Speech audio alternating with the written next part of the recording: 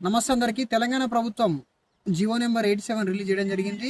దాని యొక్క ముఖ్య ఉద్దేశం ఏంటంటే తెలంగాణ పోలీస్ అభ్యర్థులు అనగా ఎస్ఐ మరియు కానిస్టేబుల్ ఆస్పిరెంట్స్ అందరికీ మంచి విషయం చెప్పుకోవచ్చు. ఎందుకంటే ఒక 5 సంవత్సరాల సడలింపు ఇవ్వడం జరిగింది. గతంలో కానిస్టేబుల్ అభ్యర్థులకు 27 సంవత్సరాలు మాత్రమే ఉండేది.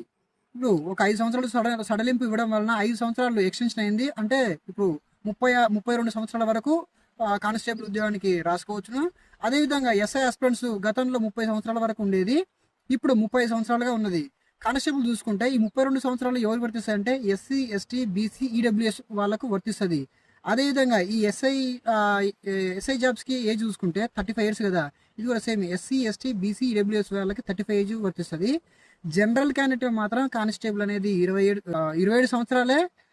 అదేవిధంగా ఎస్ఐ మాత్రం 30 సంవత్సరాలే దీన్ని ఆలోచన చేసుకోగలరు. అంటే వయసు అయిపోయిన అభ్యర్థులు, ఇంతటితో నా పని అయిపోయింది, ఏదో ఒక పని చేసుకుంటున్న అభ్యర్థులు మళ్ళీ ఒక చివరి ప్రయత్నంగా ప్రయత్నించి మీ యొక్క విజయాన్ని పొందగలరని మనస్ఫూర్తిగా కోరుకుంటున్నాను. అంటే అలా జీవిత లక్ష్యం ఏంటంటే మనం చచ్చేలోపైన యూనిఫామ్ జాబ్ కొట్టాలని చాలా మందికి ఉంటుంది. కానీ ఏజ్ అనేది యూనిఫామ్ జాబ్ తక్కువ ఉండడం వల్ల వేరే ఆల్టర్నేటివ్ జాబ్స్ చూసుకుంటారు. కాకపోతే మంచి అవకాశం దొరికింది, వయసు అయిపోయింది అనుకునే వాళ్ళకి ఒక గొప్ప విషయం.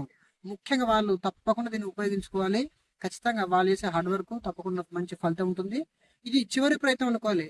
లైఫ్ అండ్ డెత్ మ్యాటర్ విధంగా మీరు ప్రయత్నించండి, తప్పకుండా విజయం సాధిస్తారు. ఏజ్ పెంచడం వల్ల ఇంకో హెచ్చరిక అనుకోవచ్చు. ఏ విధంగా అంటే ఇప్పుడు కొత్తగా పోలీస్ ఆస్పిరెంట్ ప్రిపేర్ అభ్యర్థులు ఏదో ఒక 6 నెలలు కష్టపడితే వస్తుందిలే అని ఒక భ్రమలు ఉంటారు.